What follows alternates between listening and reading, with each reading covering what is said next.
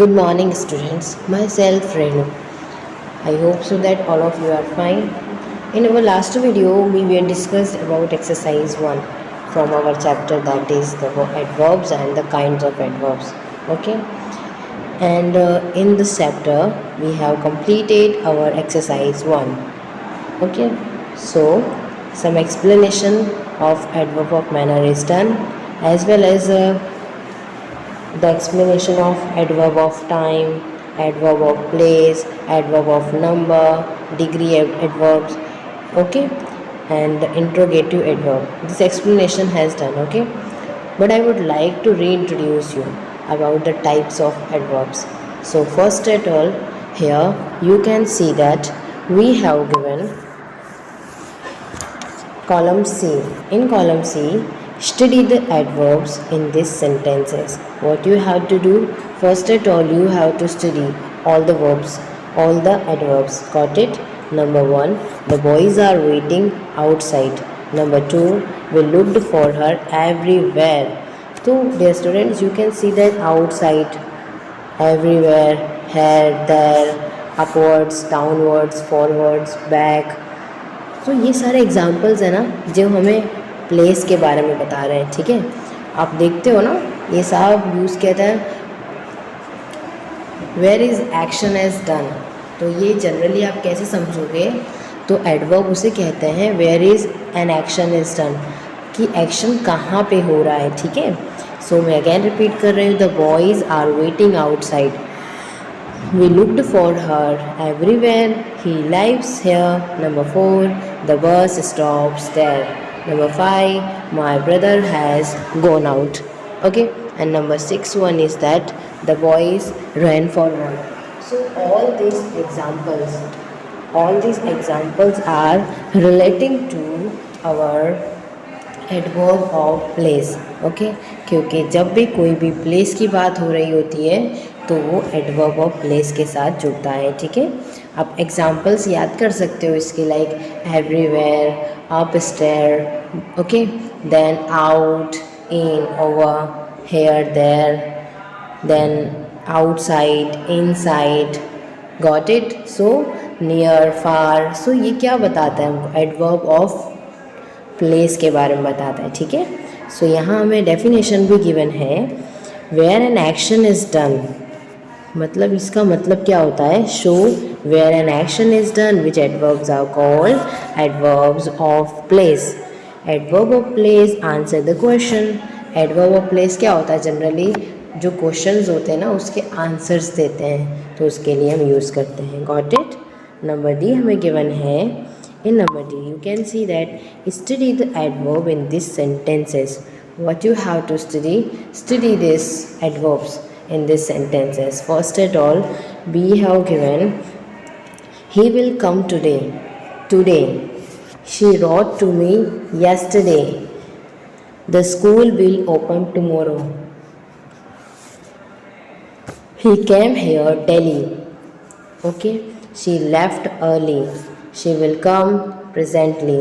So dear students, you can see that immediately, fastly, yesterday, presently, early, today, yesterday, okay, the previous day, ये सब क्या बता रहा है?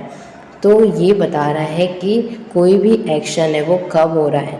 So when an action is done, क्या समझोगे आप? When an action is done, कोई भी एक्शन है कब हो रहा है? When the school will open, so the school will open tomorrow. When she wrote to me, when she wrote to me, तो she wrote to me on yesterday. ऐसे आप क्या कर सकते हो, इसको समझ सकते हो। Got it?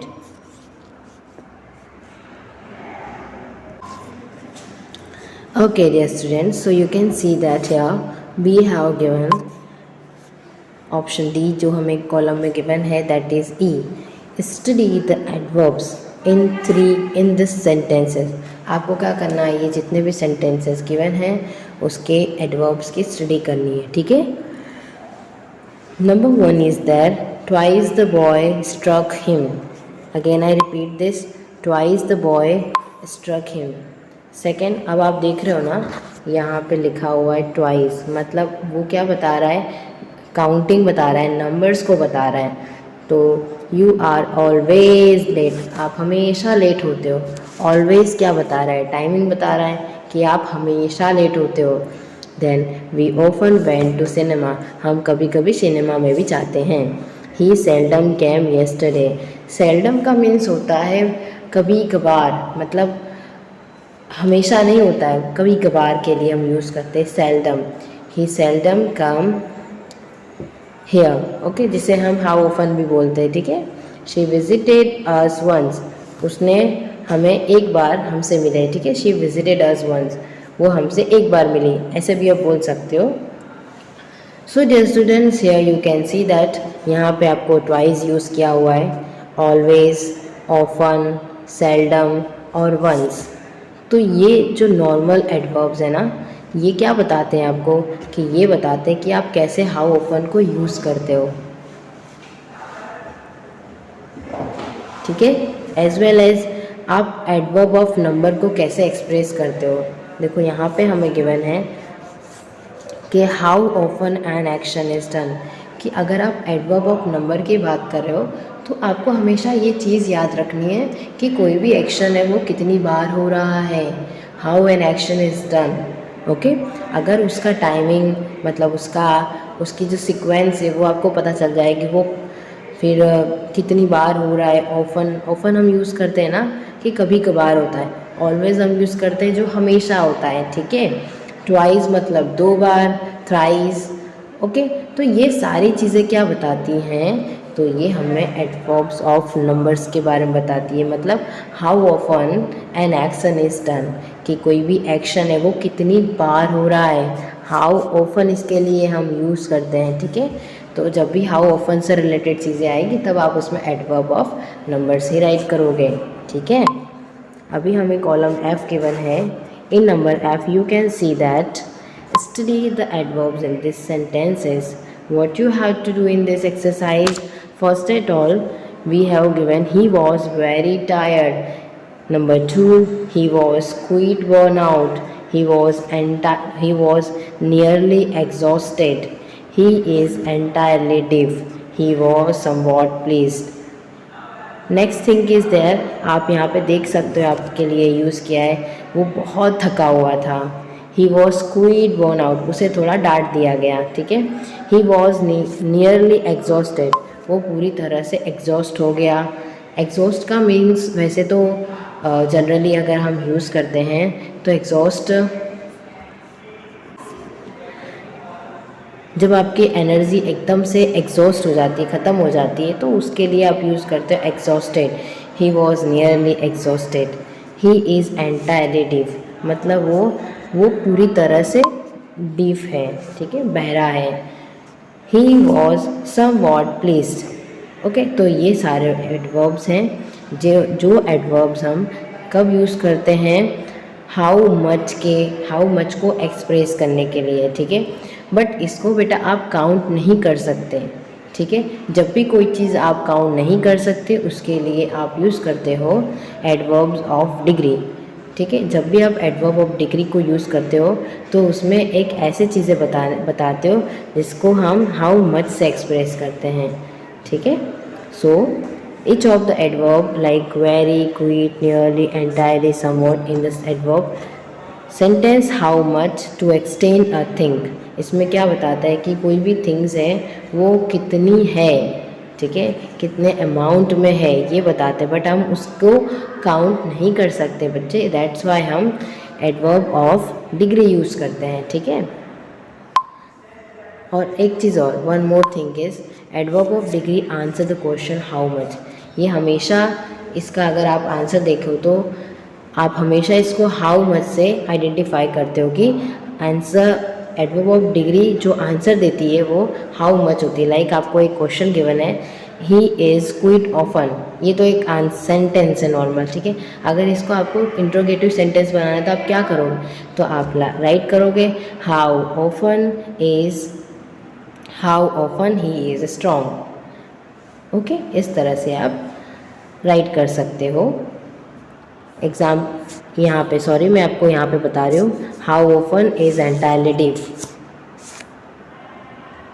Okay. So second number हमें गिवन है In second number, you can see that he is quite strong. Her face is very beautiful. Your face is extremely red. She was almost angry. The glass was nearly full. So in this all adverb, what you have to do? These are all the adverbs of degree. ये सब किसको बताते हैं बच्चे? ये adverb of degree को बताते हैं, ठीक है। ये इसका दूसरा पोर्शन था। इसमें क्या होता है बच्चा, मैं आपको एक चीज़ बता दूं। ये इसकी क्वालिटी है कि ये आप जो फिनिट वर्ब होता है ना, मैं आपको फिनिट वर्ब बताऊंगी। फिनिट वर्ब के बाद में जो वर्ब यूज़ होता है, मतलब जो एडवर्ब यूज़ होता है, उसमें हम adverb of degree he use करते हैं। लाइक आपको अगर इज़ गिवन है, ही इज़, ये इज़ ही आपका सब्जेक्ट हो गया, ठीक है। इज़ आपकी वर्ब हो गई, ठीक है। ही इज़, अगर आप क्विट की बात करते हो तो क्विट क्या हो जाएगी? ये आपकी एडवर्ब हो जाएगी। तो बेटा जब भी वर्ब आपके सामने गिवन हो तो वर्ब के बाद में, वर्ब के जस्ट बाद में आप एडवर्ब यूज़ कर सकते हो, तो उसे भी हम एडवर्ब ऑफ डिग्री कहेंगे, ठीक है। बट उसको हम फिनिट वर्ब वाली डिग्री कहेंगे, ठीक है। सो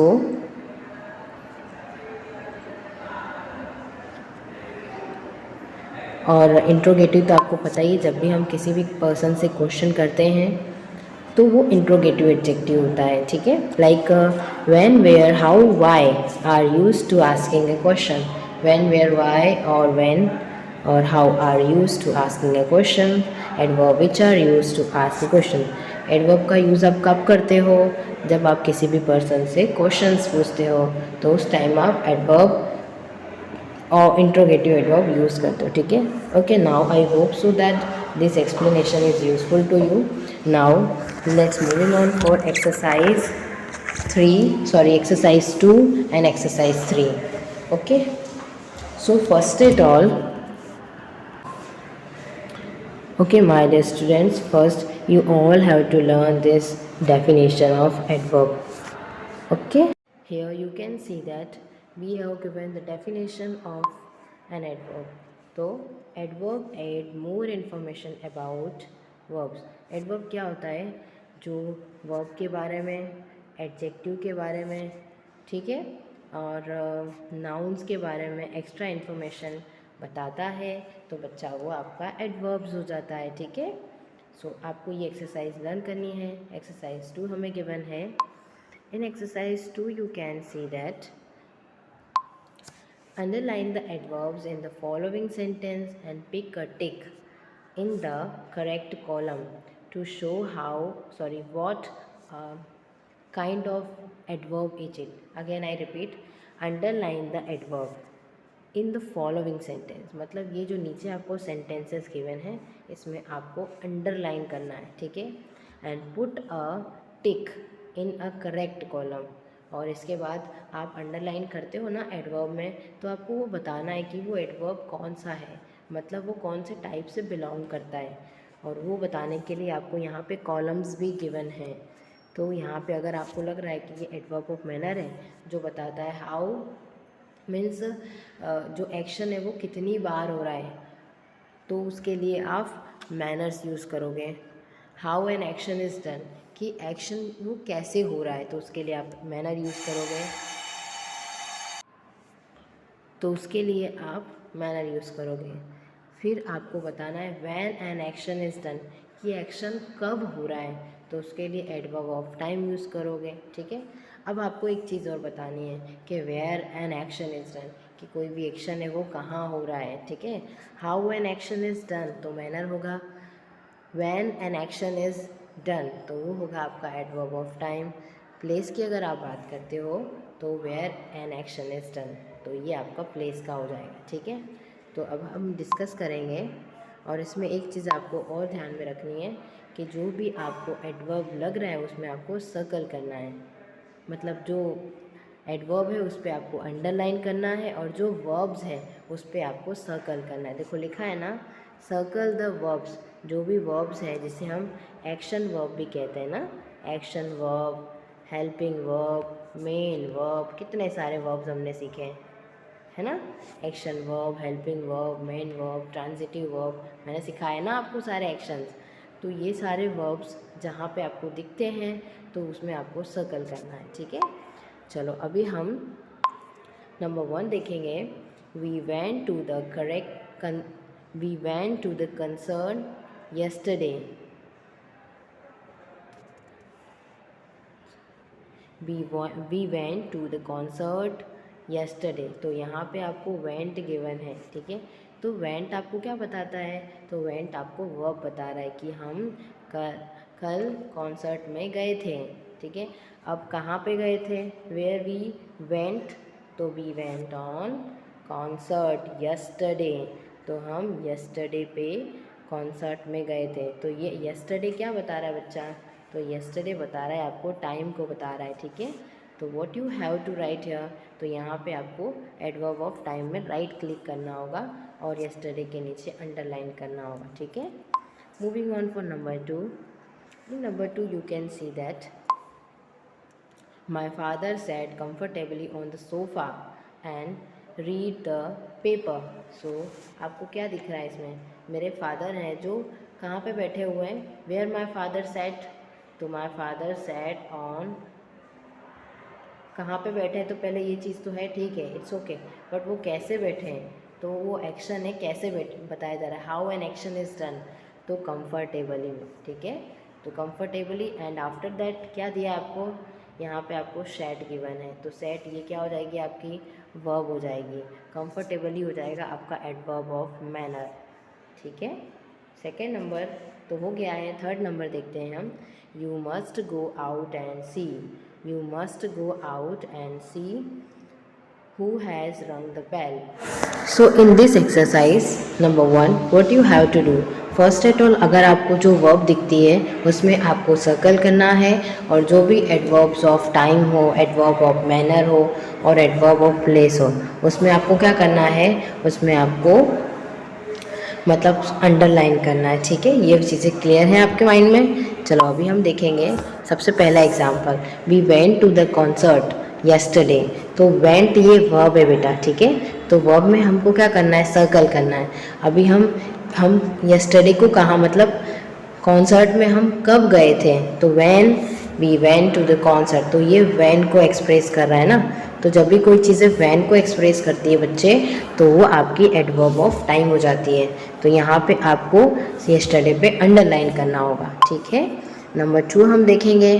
हमें गिवन है my father has sat comfortably on the sofa and read the newspaper. तो मेरे फादर कहाँ पे बैठे हुए हैं? सोफ़ा पे बैठे हुए हैं। और बैठना मतलब ये आपको एक्शन बता रहा है। अब मेरे फादर कैसे बैठे हैं? How an action is done, action कैसे हो रहा है? तो कंफर्टेबली हो रहा है। तो कंफर्टेबली के नीचे आपको अंडरलाइन करना है। तो ये हाउ से चीज़ें बतानी हो ना जब भी, तो वो एडवर्ब ऑफ मैनर होगा, ठीक है। Number 3 is that you must go out and see who has rang the bell. तुम्हें बाहर जाना चाहिए और चेक करना चाहिए कि किसने बेल बजाई, ठीक है। तो अभी आपको वर्ब फाइंड करना है। तो यू मस्ट गो, तो गो बच्चा आपकी वर्ब हो जाएगी। अब आपको कहाँ जाना चाहिए? यू मस्ट गो आउट, तो out will be your adverbs. So out मतलब बाहर, तो कौन सा एडवर्ब है? तो adverb, this one is adverb of place. तो इसमें आपको राइट क्लिक करना है। Number 4 the dog follows his master faithfully, the dog follows his master faithfully. So what you have to do in this, तो आपको यहाँ पे सबसे पहले वर्ब फाइंड करना है। तो फॉलोब्स, तो फॉलोब्स क्या हो जाएगी बेटा? ये आपकी हो जाएगी वर्ब, ठीक है। अब how the action is done, तो फेथफुली, के बहुत ही विश्वास के साथ जो डॉग है वो उनका पीछा करता है। तो यहाँ पे फेथफुली पे आपको अंडरलाइन करनी है और ये आपको एडवर्ब ऑफ मैनर बता रहा है, ठीक है, कि how an action is done, कि कोई भी एक्शन है वो कैसे हो रहा है। Go and bring the chair here, तो जाओ और मेरे लिए यहाँ पे कुर्सी लेके आओ। तो सबसे पहले आपको यहाँ पे वर्ब फाइंड करनी है। तो ब्रिंग ये आपकी वर्ब है जिसमें आपको अंडर सर्कल करना है, ठीक है। And go and bring the chair here, जाओ और चेयर लेकर आओ, यहाँ लेकर आओ। हेयर मतलब यहाँ लेके आओ। तो where an action is done, here, तो here will be your adverb of place. तो यहाँ पे आपको प्लेस में राइट क्लिक करना है। The doctor is coming immediately, the doctor is coming immediately. So coming that is your verb, sorry, और immediately जो आपको गिवन है ये आपका क्या हो जाएगा, तो जो इमीडिएटली आपको गिवन है वो आपका हो जाएगा एडवर्ब। इमीडिएटली मतलब तुरंत, तो तुरंत मतलब कि आपको बताना आएगा कि ये टाइम से है कि मैनर से है, तो इमीडिएटली मतलब कि कोई भी काम करना है तुरंत करना है, तो उसके लिए आप यूज़ करोगे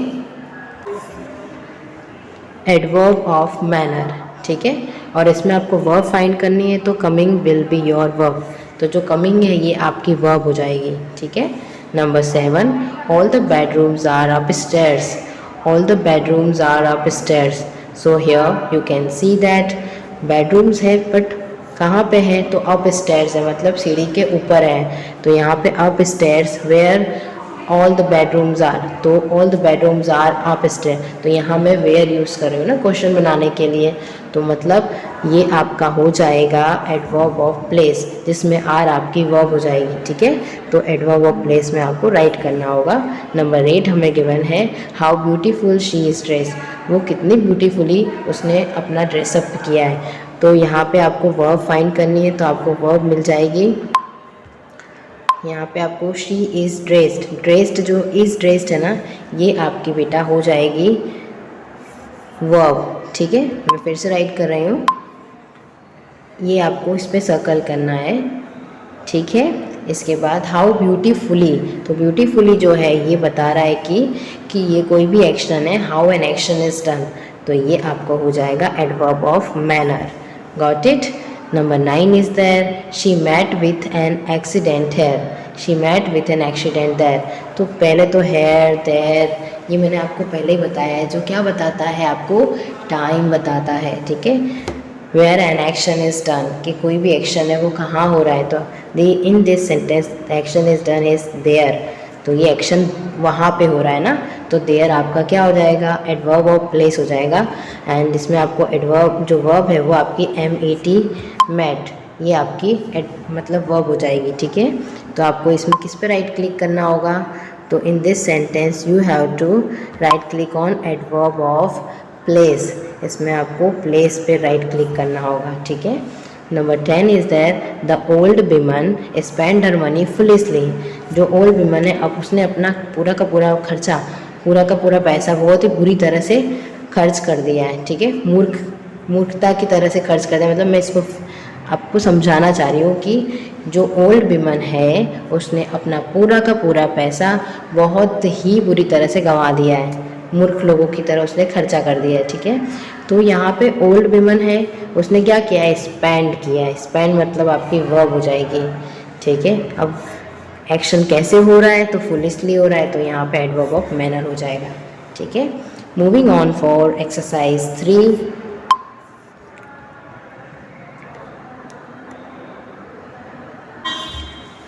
so here you can see that read the sentences, label the underlined, इसमें क्या करना है आपको सेंटेंस रीड करना है, अंडरलाइन करना है, ठीक है। अंडरलाइन करने के बाद उस पर लेबल करना है, adverb which tells how often, that stand for HO that stand for how often, okay.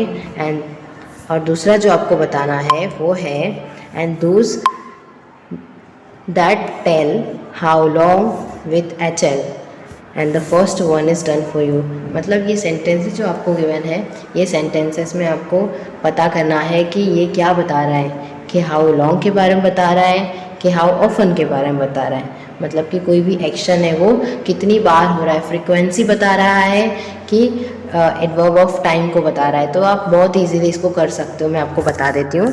Number 1 आपको गिवन है it is very important to always obey school rules, ये बहुत ज़रूरी होता है कि आपको हमेशा स्कूल के रूल को ओबे करना चाहिए। तो ऑलवेज, यहाँ पे ऑलवेज आपको गिवन है, ऑलवेज क्या बताता है हाउ ऑफन, कि आपको रूल्स को कैसे मतलब कितनी बार ओबे करना चाहिए। तो ये जब भी ऑलवेज आता है तो वहाँ पे HO यूज़ होता है, HO is stand for how often. Okay, that second thing is some student break the rules daily and do not listen to anyone. कुछ बच्चे ऐसे भी हैं जो स्कूल के रूल्स को तोड़ देते हैं एंड डेली तोड़ते हैं और do not listen to anyone, और किसी की भी सुनते नहीं हैं। ठीक है, तो अब डेली की बात हो रही है ना, तो जब भी डेली की बात हो रही है तो वहाँ पे भी आप हाउ ऑफन ही राइट करोगे, तो इसके नीचे भी आपको HO ही राइट करना होगा। ठीक है, इसके नीचे आपको क्या राइट करना होगा, HO, या तो आप इसके डेली के ऊपर भी राइट कर सकते हो आप इस तरह से लेबल में HO। ठीक है, क्योंकि फर्स्ट जो एग्जांपल है उसमें ऊपर ही राइट किया है, तो इसमें आप कर सकते हो। और ये एक्सरसाइज आप फेयर बुक में ही राइट करना, इसमें तो करनी ही है, फेयर बुक में भी राइट करनी है। ठीक है, here we have given exercise 2, जो एक्सरसाइज 3 का है वो 3 क्वेश्चन है। ठीक है, तो in this question what you have to do, सबसे पहले आपको इसमें करना क्या होगा, they frequently come late to school and are often punished for this. Again I repeat, they frequently come late to school and are often punished for this. तो इसमें आपको सबसे पहले फाइंड करना है कि ये किस चीज़ के बारे में बता रहा है। तो हेयर फ्रीक्वेंसी बता रहा है, मतलब फ्रीक्वेंसी क्या होती है बेटा, हाउ ऑफन के लिए यूज़ की जाती है कि कोई भी एक्शन है वो कितनी बार हो रहा है। ओके, तो उसके लिए हम HO यूज़ करते हैं, तो फ्रीक्वेंसी के ऊपर आपको HO राइट करना है। And second most important thing, often is also used for HO, means कोई भी काम ऑफन मतलब कभी कभार हो रहा है, तो they frequently come late to school and are often punished for this. The principal reminds us weekly that we should always be punctual. Principal ने हमें रिमाइंड किया कि हमें हमेशा पूरे हफ्ते भर क्या होना चाहिए, पंक्चुअल रहना चाहिए। तो यहाँ पे वीकली दिखा रहा है, मतलब हाउ लॉन्ग, ये भी आपको बता रहा है एडवर्ब ऑफ टाइम के बारे में। दैट्स वाई आप HO यूज़ करोगे। HO is generally used for how long. Okay, and the most important thing is always, मतलब हमेशा, तो यहाँ पे भी आपको HO ही यूज़ करना है। ठीक है, ऑलवेज के ऊपर भी आपको पहले ऑलवेज पे अंडरलाइन करनी है, फिर HO उसके ऊपर राइट करना है। Got it. Number 5 is that but the boys do not pay attention to what he say even for 10 second. अभी ये सेंटेंस में फिर रिपीट कर रहे हैं, but the boys do not pay attention to what he say even for 10 seconds. So 10 second ये आपको दिखा रहा है हाउ लॉन्ग, कि कोई भी एक्शन है वो कितना लंबा हो रहा है। ठीक है, तो यहाँ पे HL आपको राइट करना होगा। So I hope so that all this exercise are clear to you all. Okay, and when we will meet you in next lecture, we will discuss exercise 4 and I'll discuss you all the important things relating to adverbs and the types of adverbs. Just stay yourself and healthy and safe. Thank you.